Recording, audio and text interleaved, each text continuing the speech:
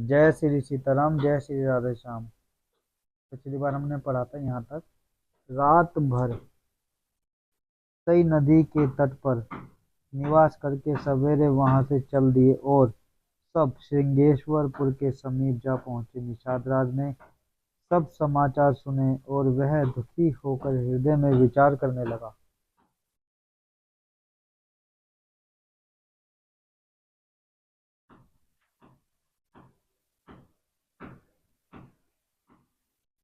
क्या कारण है जो भरत वन को जा रहे हैं?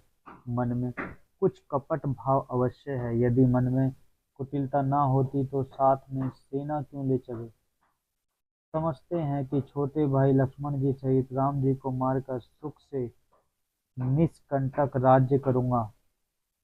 भरत ने हृदय में राजनीति को स्थान दिया, राजनीति का विचार नहीं किया। तब पहले तो कलंक ही लगा था, अब तो जीवन से ही हाथ धोना पड़ेगा। संपूर्ण देवता और दैत्य वीर जुट जाएं तो भी श्री रामचंद्र जी को रण में जीतने वाला कोई नहीं है। भरत जो ऐसा कर रहे हैं इसमें आश्चर्य ही है। आश्चर्य ही क्या है, विष की बेल अमृत फल कभी नहीं फलती। ऐसा विचार के कुहू निषाद राज ने अपनी जाति वालों से कहा कि सब लोग सावधान हो जाओ, नावों को हाथ में कब्जे में कर लो और फिर उन्हें डुबो दो तथा सब घाटों को रोक दो।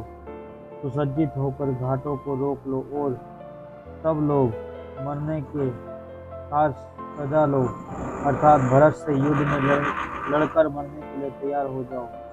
मैं भरत के सामने मैदान में लोहा लूंगा, मुठभेड़ करूंगा और जीते जी उन्हें गंगा पार ना उतरने दूंगा। युद्ध में मरण, फिर गंगा जी का तट, श्री रामचंद्र जी का काम और क्षणभंगुर शरीर जो चाहे जब नाश हो जाए। भरत श्री रामचंद्र जी के भाई और राजा, उनके हाथ से मरना और मैं नीच सेवक, बड़े भाग्य से ऐसी मृत्यु मिलती है। मैं स्वामी के काम के लिए रण में लड़ाई करूंगा और 14 लोगों को अपने यश से उज्जवल कर दूंगा। श्री रघुनाथ जी के निमित्त प्राण त्याग दूंगा। मेरे तो दोनों ही हाथों में आनंद के लड्डू हैं, अर्थात जीत गया तो राम सेवक का यश प्राप्त करूंगा और मारा गया तो श्री रामचंद्र जी की नित्य सेवा प्राप्त करूंगा।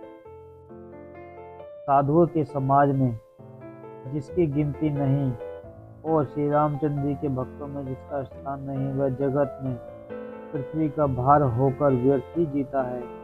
वह माता के यौवन रूपी वृक्ष के काटने के लिए कुल्हाड़ मात्र है। इस प्रकार श्री रामचंद्र जी के लिए प्राण समर्पण का निश्चय करके निषाद राज विषाद से रहित हो गया और सबका उत्साह बढ़ाकर तथा श्री रामचंद्र जी का स्मरण करके उसने तुरंत ही तरकस, धनुष और कवच मांगा। उसने कहा, हे भाई, जल्दी करो और सब सामान सजाओ। मेरी आज्ञा सुनकर कोई मन में कायरता न लावे। सब हर्ष के साथ बोल उठे, हे नाथ, बहुत अच्छा, और आपस में एक दूसरे का जोश बढ़ाने लगे। निषाद राज को जोहार कर करके सब निषाद चले। सभी बड़े शूरवीर हैं और संग्राम में लड़ना उन्हें अच्छा लगता है। श्री रामचंद्र जी की चरण कमलों की जूतियों का स्मरण करके उन्होंने भातियां छोटे छोटे तरकर बांधकर धनुहियों, छोटे छोटे धनुषों और प्रत्यंचा चढ़ाई।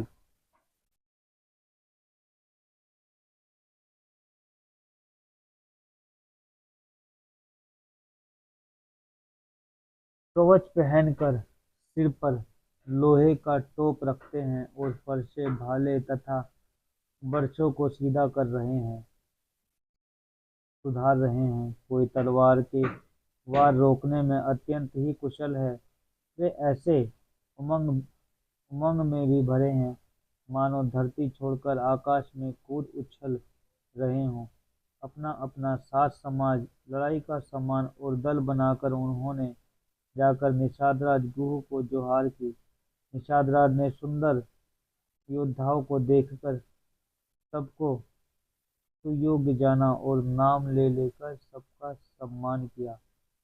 उसने कहा, हे भाइयों, धोखा ना लाना, अर्थात मरने से ना घबराना। आज मेरा बड़ा भारी काम है। यह सुनकर सब योद्धा बड़े जोश के साथ बोल उठे, हे वीर, अधीर मत हो।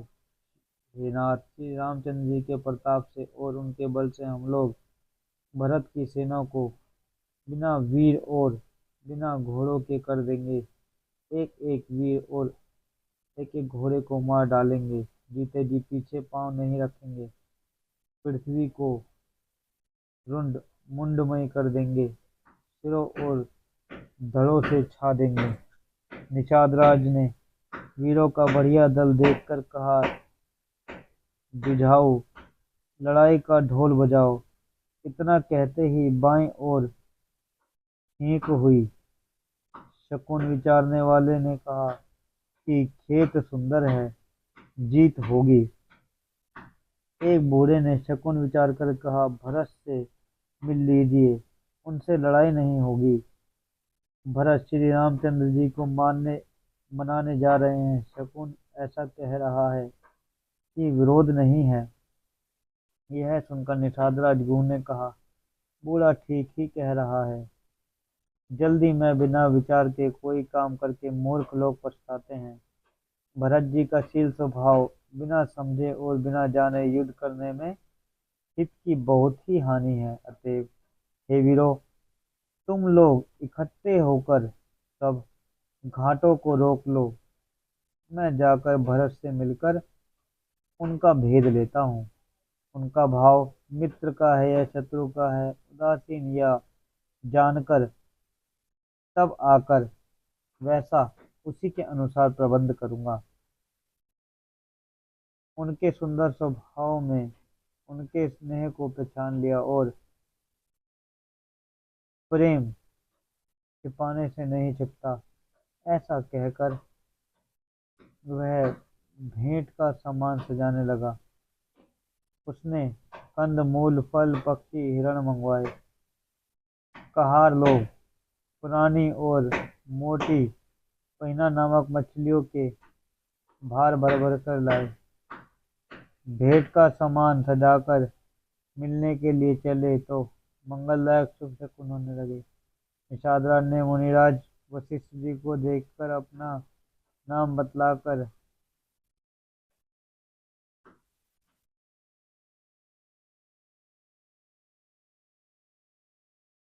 दूर ही से दंडवत प्रणाम किया। मुनीश्वर वशिष्ठ जी ने उसको राम का प्यारा जानकर आशीर्वाद दिया और भरत जी को समझाकर कहा कि यह श्री रामचंद्र जी का मित्र है। यह श्री रामचंद्र जी का मित्र है। इतना सुनते ही भरत जी ने रथ त्याग दिया। वे रथ से उतरकर प्रेम में उमंगते हुए चले। निषाद राजगुरु ने अपना गांव जीता और नाम सुनाकर पृथ्वी पर माथा टेक कर जोहार की। आज हम यहाँ तक पढ़ेंगे, कल पढ़ेंगे आगे। जय श्री सीताराम, जय श्री राधे श्याम।